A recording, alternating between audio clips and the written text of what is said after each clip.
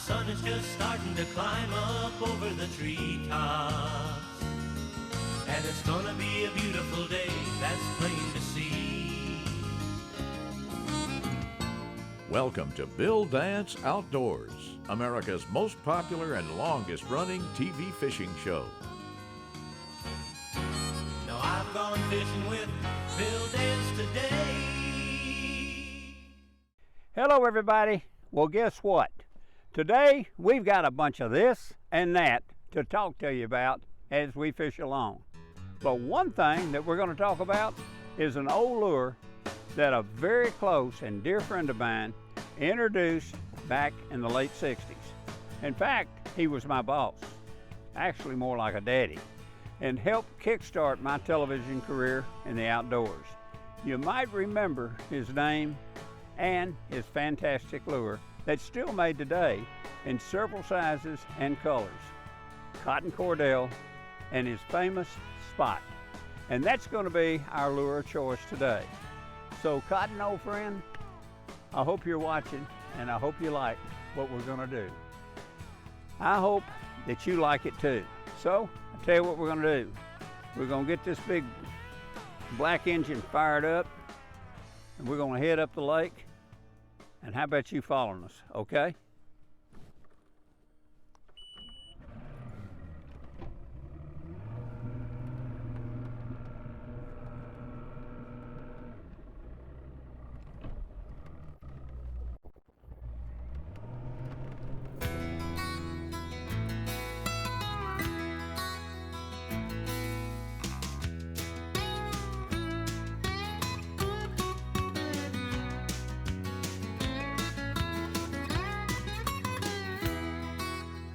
Yep, Cordell Lure Company made many fine fishing lures, but the Spot was one of the best and still is today.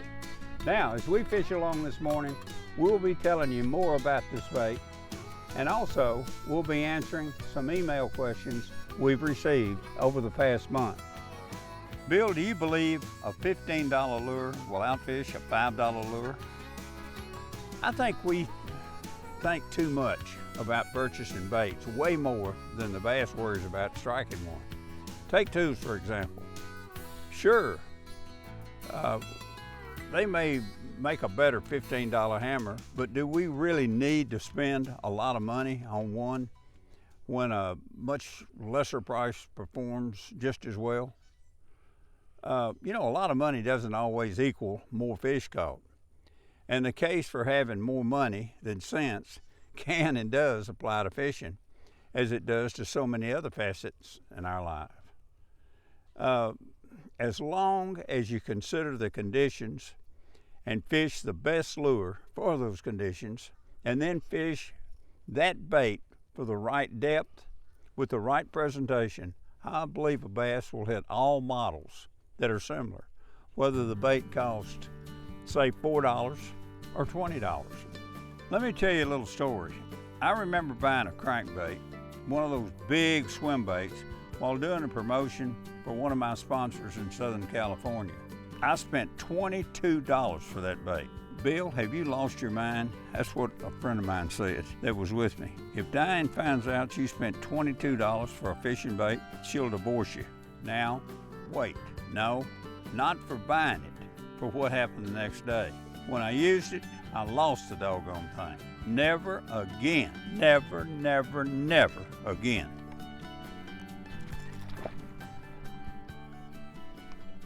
Where are you going, buddy?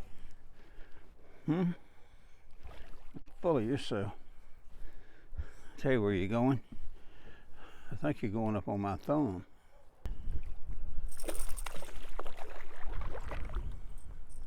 Okay. Buster, barely hooked. We'll get you if you'll close your mouth.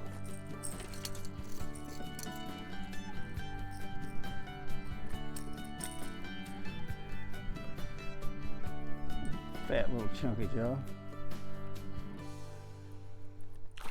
Thank you. Bill Dance Outdoors is sponsored in part by Bass Pro Shops. Your adventure starts here. Rebel, catch fish anywhere. And by Mercury Marine. Go boldly.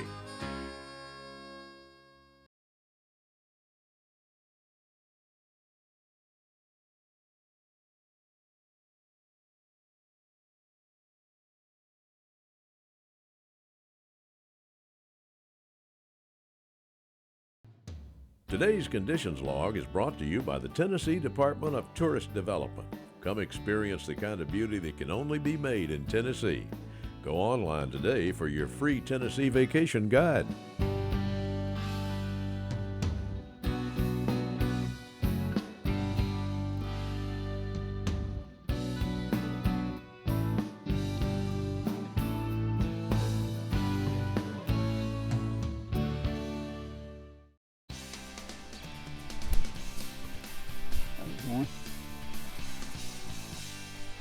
Look at him go. I thought he was, but he's a good one.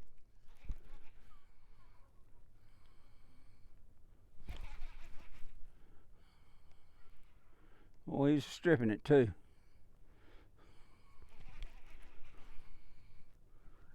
Oh yeah.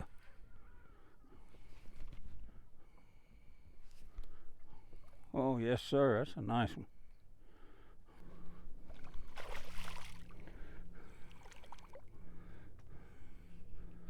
That hook is just right in his top lip too. That's a good fish. Oh, look at that boil. Oh yeah, he's a dandy. That fish didn't look that big at first. There it is. He wanted that little bitty bait. Throw this bait over here. That's a pretty fish. Woo! Okay, baby, let's go home.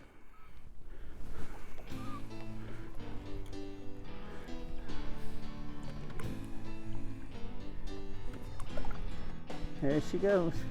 Hanging on. Yes, sir. I'm gonna tell you something. When that fish first hit, I had no idea that fish was that big. Okay, here's an easy one. I know the Rebel Popar is one of your favorite topwater lures. Mine also. My question is it possible to create a louder popping or blooping sound to these lures? If you're using mono, switch to fluorocarbon. Using braid, add a section of fluorocarbon leader. Why? Well, first, let's discuss the best presentation. Use a quick downward rod tip motion on a 12 to 14 inch slack line to catch air to show maximum popping action without too much forward movement. Wrist and eye coordination plays a big part in this. Now, the fluorocarbon line really helps here by pulling the popar down for a better and deep kablooping sound. Why? Because fluorocarbon sinks, which helps the pop. Hey, going from one extreme to the other, there's another little tip you can do that'll increase the bloop, bloop, bloop. Whatever the size of the popar you're using, remove the rear hook and replace it with one size bigger. Example, if the lure has a number 8 treble, replace it with a number 6. If it's got a number 6, replace it with a number 4. This will allow the bait to sit lower in the water with the mouth pointed more at an upward angle that allows the concave mouth to push much more air and water. Told you. Whoa, boy. Horse right there too, boy.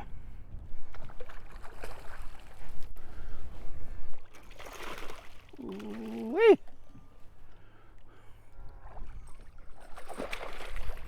Easy, buddy.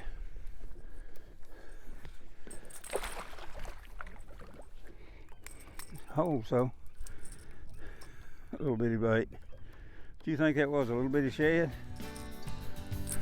That's what it looks like, doesn't it? Look at that. Net. It's a fat one too. Hadn't missed many males. This is a little 1/4 ounce size right here. They like it.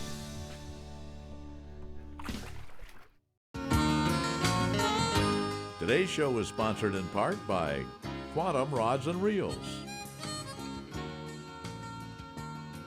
Mystic Lubricants, Lubrication Domination, and Tracker Boats, fish the finest.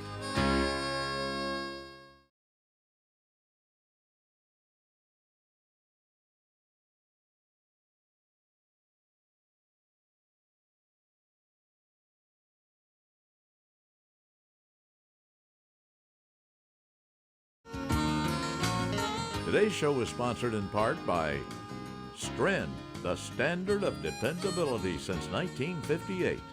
Lure Lock, turning the tackle world upside down. And Garmin, fight your fish, not your fish find you.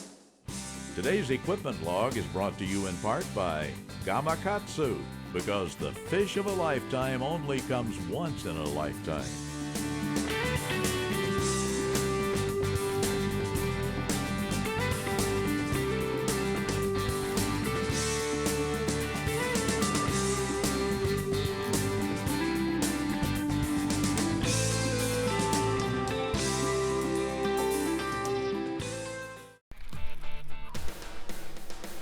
Oh boy.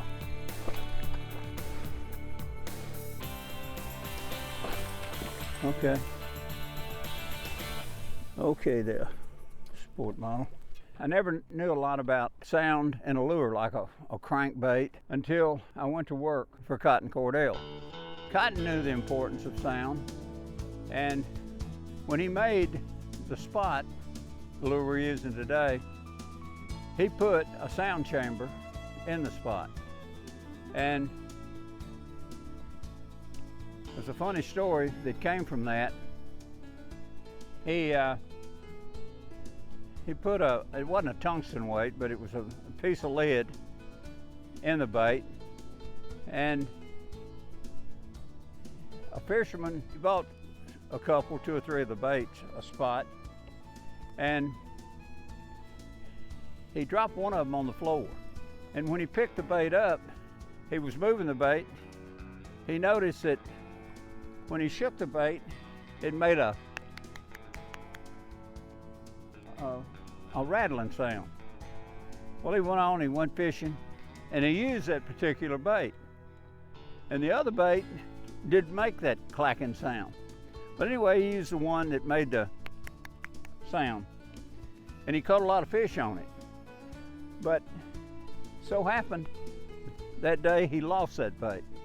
And he tied the other one on, and he didn't have too much success with it. And he wondered why one rattled and the other one didn't. And he went back to the store where he purchased both of those spots. They were identical color. One rattled and the other one didn't. And he asked the clerk, he said, I want one of those spots that rattles. And the clerk said, well, I don't know what you're talking about. We don't have rattling spots. And he said, well, I had one that rattled and I caught a lot of fish on it. Well, the fisherman had so much confidence in the one that rattled, he called the factory over at Hot Springs, Cordell Lure Company.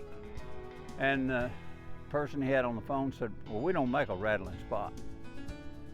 And the guy said, well, yeah, you do. He said, I used one, I caught a lot of fish on it. You could even almost hear it underwater when you pulled it. It made a tremendously inviting sound. And he said, well, let me let you talk to the president of the company. So Cotton got on the phone. And Cotton was just one of the sweetest guys you'd ever want to know, the old country boy. And he started talking to this fellow. He said, tell me the story. And the country boy, old boy, said, I bought a couple of your baits, and one of them had a good rattle to it, and I caught a lot of fish on it. And the other one didn't. And Cotton said, well, what did it sound like? And he said, well, when you shook it, it had a real kind of a knocking sound to it. And the other one didn't. He said, I dropped it on the floor and I picked it up. And when I picked it up, it rattled.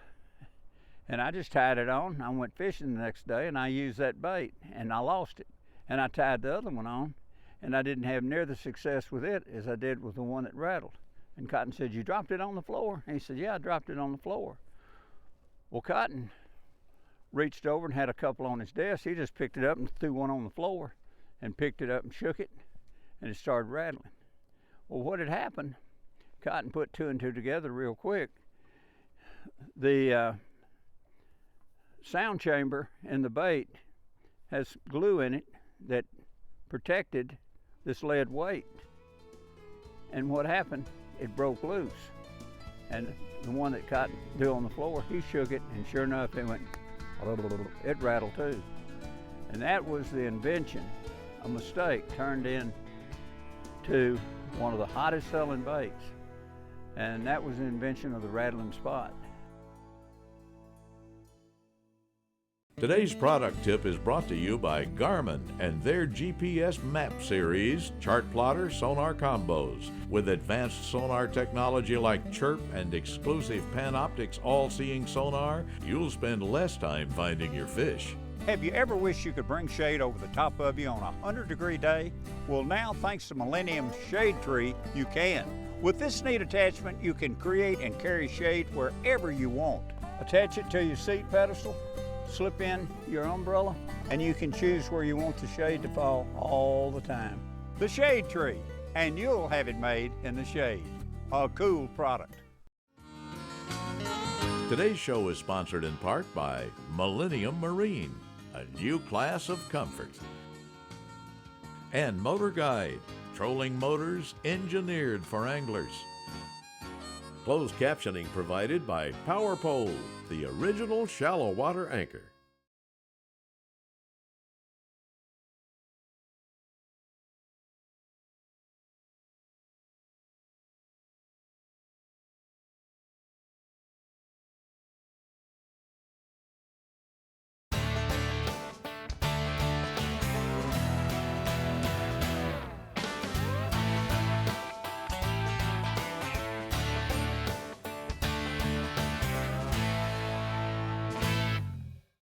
The Bill Dance Question and Answer of the Week is brought to you by Mystic Lubricants and their complete line of JT4 marine products. A full line of products for your full line of pursuits. Visit mysticlube.com today. Is there a set time for pre-spawn bass? Bass activity is determined by weather, which is unpredictable. Weather patterns control water temperatures, which determines bass activity. Sometimes spring is early, sometimes it's late. It can vary by regions of the country and even regions of a reservoir. But don't sweat the variables. See it as a challenge, not a frustration. Come be a part of Bill Dance Digital. Join us on Facebook, Instagram, Twitter, and YouTube. Follow us.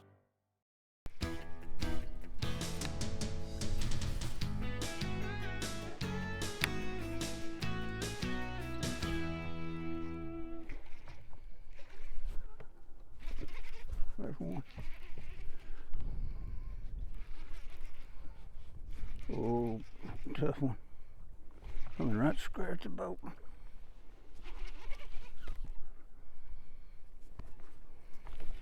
Oh, yes, you do. Yes, you do. There goes it. Doing his little.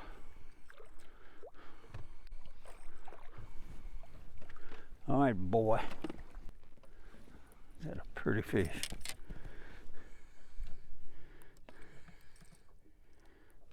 Dunk.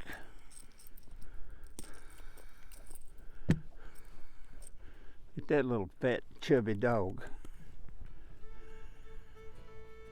Nice. See ya. Hey, our good friend and pro fisherman Brent Chapman has been telling America how to use Garmin graphs for quite some time now. First, I asked Brent to tell me a little bit about the EchoMap Plus series, and here's what he had to say. Well, the EchoMap comes in the original 7-inch screen and now a new 9-inch model with the same crystal clear sonar and preloaded mapping as the previous units. And now with Keyed Assist touchscreen and built-in Wi-Fi, it lets you use the Active Captain app as well. Then I asked Brent how he planned on using this unit. You know, sonar is amazing. Been using traditional sonar my whole career, finding fish and looking below the boat and knowing my depth. And then we've got side view that I'm able to scan to the sides, see fish and cover that's not underneath the boat but out to the sides. And now with Panoptics, I can actually approach an area, I can see the fish or cover out in front of the boat and fish for them in real time before I get the boat on top of them. Now that's some good information, Brent. Thanks. Oh, look here. Oh, oh, oh, oh. That's a good one there. Oh, yeah, coming up.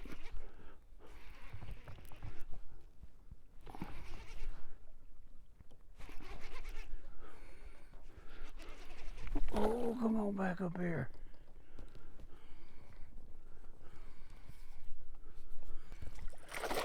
Oh boy.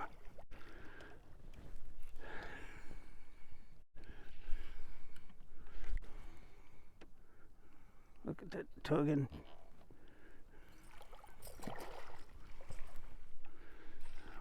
Got one hook in it.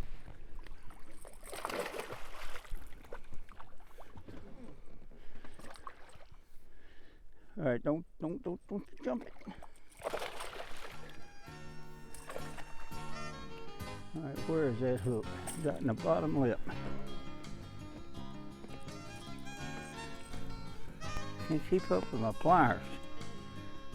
Everywhere.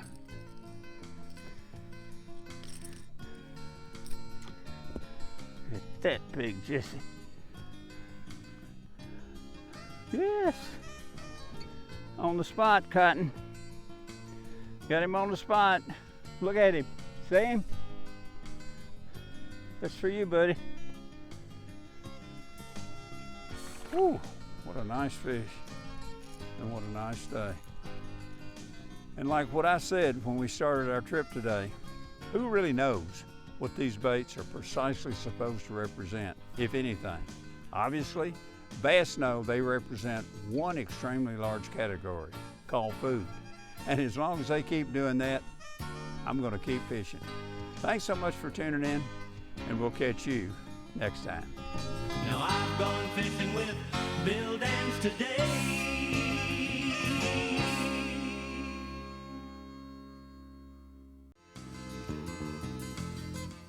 Thanks for watching Bill Dance Outdoors. Join us here again next week. Now I've gone fishing with Bill Dance today.